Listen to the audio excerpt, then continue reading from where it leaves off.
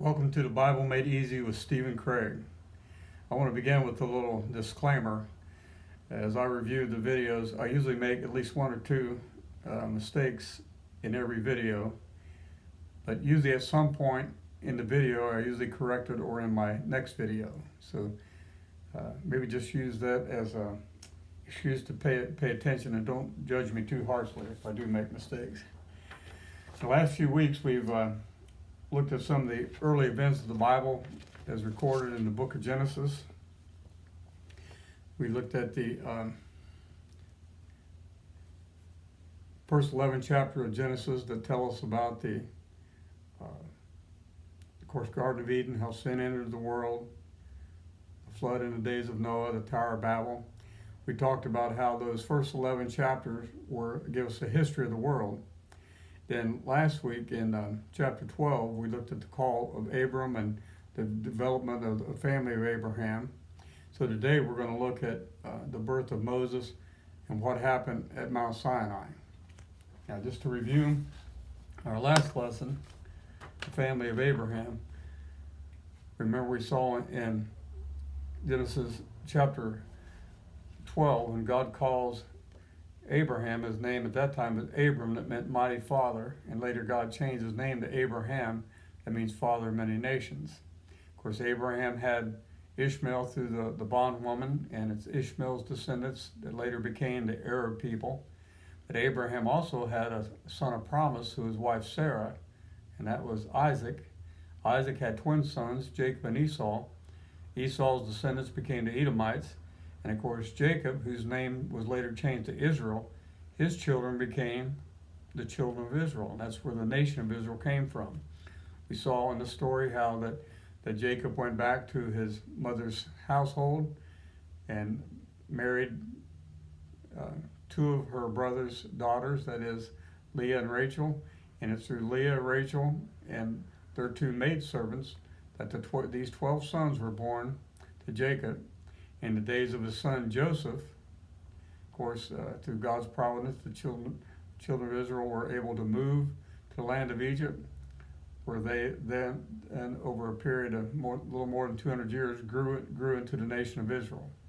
And you'll see that one of the sons of Jacob was Levi, and he's important because that's the family of Moses. That Moses was born a family of Levi. The book of Genesis tells us about, from chapter 12 to the end of the chapter, how Abraham's family developed to the point that they moved to the nation of Israel. But it's in the book of Exodus that we find them as a nation, and of course we read about them being led out of Egypt to Mount Sinai by Moses.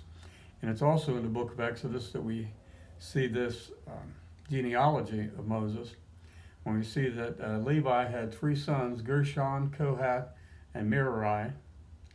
And Kohath, in turn, had four sons. One of them was a man by the name of Amram. And we're told that Amram took a wife, Jochebed, and they had three children, Moses, Miriam, and Aaron. Now, Aaron's going to be important because he's going to be the first high priest in the nation of Israel. And he's going to have four sons that are going to serve with him as priests. His two oldest sons, Nadab and Abihu, they're going to be killed at Mount Sinai in the first worship service when they're disobedient to God. And their brothers, then Eleazar and Ithamar, are going to take over. And these two boys, Eleazar and Ithamar, are going to serve with their father Aaron as priests for the nation of Israel throughout the time they wander in the wilderness, and of course, then as they enter into the promised land. Now, the life of Moses took place, of course, around the nation of Egypt and then the land of Midian. We're told that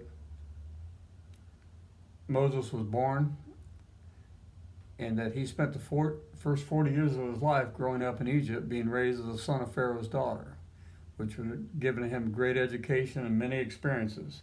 But then at the age of 40, when he killed an Egyptian while defending one of his fellow Israelites, when the thing became known, is that he fled to the land of Midian, which is over here on what is modern-day Saudi Arabia. And then Moses spent the next 40 years of his life there in the land of Midian. That's when he was a shepherd, of course, watching the flocks of his father-in-law Jethro. But look how God prepared this leader. He was able to spend 40 years being exposed to the greatest education he could get, and then 40 years being toughened up in the wilderness. And that led to the last 40 years of his life when he would lead the children of Israel out of Egypt to Mount Sinai and then on to the Promised Land. I didn't make a mistake there when I pointed here, because there's been new evidence come to light that the true Mount Sinai isn't actually here on the Sinai Peninsula. This was the traditional spot where most people believe the Mount Sinai is, but actually there's much more evidence that the true Mount Sinai is here in modern day Saudi Arabia. Even the Apostle Paul in the book of Galatians refers to Mount Sinai in Arabia. And so when the children of Israel were getting ready to leave Egypt, God said he didn't want to take them by way of the Philistines, which would have been the normal way to get to Canaan. He said, lest they know war and get discouraged. So they no doubt would have taken the route Moses would have taken on the way to the land of Midian, but then something happened. Because if you read about the Exodus, it said that the children of Israel became lost in the wilderness. And when you go to this part of the Sinai Peninsula, it's very mountainous. You do feel like trapped on either side with mountains, and there's just a narrow path. And there's a narrow place called the Wadi Watur that empties out into a beach here called a place called Nueva. And this beach is so large that you can actually, if you look on Google Earth, you can see this beach from space. And this fits the biblical narrative perfectly, because when the children of Israel would have turned south, it says they were enclosed in the wilderness, and the Egyptians thought they had lost their way, because the Egyptians knew there was no way out. And no doubt when the children of Israel got under that beach in Nueva, and they saw the Egyptians behind them and the sea in front of them, they too thought there's no hope. But that's, of course, when Moses said, stand still and see the salvation of the Lord. And so then they would have crossed the Sea of Aqaba there into the this land of Midian, where the true Mount Sinai was located. It's also interesting, there were two ancient pillars, the ruins have been found, one here in Egypt and one in Saudi Arabia, and these were actually pillars that were set up by Solomon to mark the spot of the Red Sea crossing. But we need to think about what happened once they were at Mount Sinai, because when we think of Mount Sinai, we think about the giving of the law and the Ten Commandments. But when you read the book of Exodus and Leviticus, Numbers, and Deuteronomy, you see there was a lot more to that law than just the Ten Commandments. They were given, commandments about their sacrifices they would make to God, their, other ways to worship God, the days that were to be observed, and more importantly, their relationship with one another. And that's what makes that law of Moses so unique, because it was not only a religious law, but also a civil law to govern them as a nation. So at Mount Sinai, the children of Israel received the law, and also the people were numbered. In the book of Numbers, there's actually two numberings of the people. The people are numbered when they were at Mount Sinai, and after they wandered in the wilderness for 40 years before they entered the Promised Land, they're numbered again. And in each time, there was over 600,000 fighting men. That's from men from 20 years and older that were able to go to war. And so with that number, with 600,000 fighting men, you count the women and children and then the priests, there had to be between 2 to 3 million people coming out of Egypt, led by Moses. And the third thing that happened at Mount Sinai was the building of the tabernacle. Now, this tabernacle was an elaborate tent structure built by the most skilled craftsmen of the finest materials. And this was an amazing structure that lasted for hundreds of years. It lasted the entire time they wandered in the wilderness. And the first few hundred years there in the land of Canaan, it was only, it was not replaced, of course, until the temple was built in the days of Solomon. So here's what you would have had built at Mount Sinai. You had the tabernacle and then the courtyard. Now each of these were, again, they were tent structures. They had a framework, pillars and sockets and bars for support, and then they had these elaborate curtains, and then they had, of course, that was true of the courtyard too, that surrounded the tabernacle.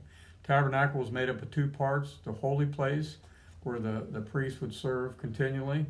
You had the table of showbread, a candlestick, and an altar, burnt offerings. But then in the most holy place, you only had the chest, the Ark of the Covenant, with the mercy seat on top. And of course, the priest would go daily into the holy place, but the high priest only went into the most holy place once a year on the Day of Atonement, when he would make atonement not only for his sins, but also for the sins of the people. You see out front they had a brazen laver where they would wash, and then you had the altar out here where the sacrifices were to be made. Now Aaron and his family with Moses camped out front, and they were the priests that were to serve. But then the tabernacle itself was surrounded by the rest of the Levites. You had the Kohath Levites, the Gershonite Levite, and the Merarite Levites.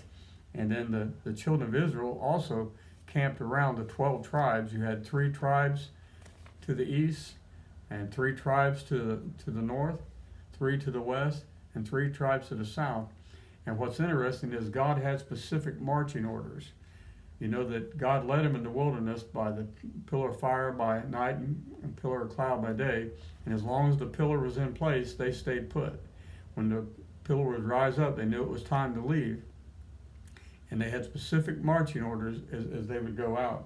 There were different tasks assigned to these Levites. The sons of Aaron, they would come in first, and they would cover the furnishings of the tabernacle, because remember, no one else was to touch these things. So they would cover the furnishings and oversee the work of the Levites. The Kohath Levites then, they would carry the furnishings of the tabernacle. The Gershonite Levites would take down the curtains, and they were given 2 wagons and 4 oxen to haul the curtains. And then the Merarite Levites, they were take down the boards and bars, the pillars and sockets.